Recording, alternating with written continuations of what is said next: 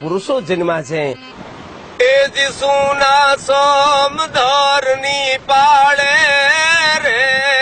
આઘા દરિયાની પાળે એ જીસુના સોમધરની પાળે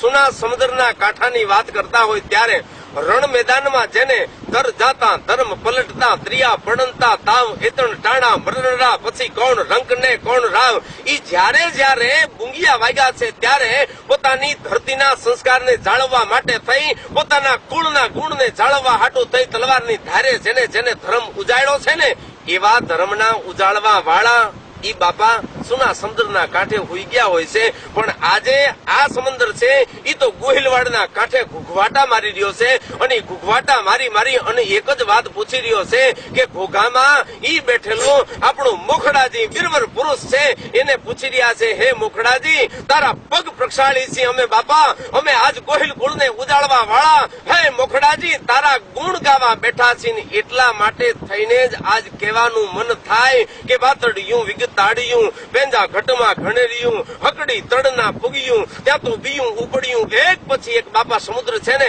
ઈ જેમ દરિયો ઘૂઘવાટા મારતો હોય એમ ચારણ તરીકે મારા હૈયામાંથી એક પછી એક વાતો ઉછળતી આવે છે વીરવર મુખડાજની વાતો કરતા હોય અરે 36 જાતના રાજપૂતોના કુળમાં ઈ ગોહિલ કુળને ઉજાળવા વાળો ઈ મોખડાજી વીરવર પુરુષની એની વાતો સાંભળી એનું કુળ એનું ગાન ઈ આપણે બધું સાંભળી લીધું ત્યારે હાલો આપણે નક્કી કરી હે મુખડાજી મહારાજ હે હનુમાન જતીના અવતાર હે શેષના અવતાર હે શંકરના અવતાર અમે તને કેટલા કેટલા નામ દઈ પણ એવા મુખડાજીને આપણે વંદન કરી પ્રણામ કરી અને દરિયાની ભેળા ઘૂઘવાટા કરતા કરતા થઈ કે આર્યવ્રત સંસ્કૃતિને ઉજવળવા માટે રાજપૂતાઈને પકડી રાખવા માટે થઈ અને ક્ષાત્રવટનો ધર્મ વિશ્વને શીખવો હોય તો ઘોઘા પાસે આવવું પડશે ગોહિલવાડમાં બેહવું પડશે અને વીર મુખડાજીના ગુણ ગાવા પડશે જય હો મુખડાજીની જય હો શક્તિની જય હો આર્યવ્રત ધર્મની જય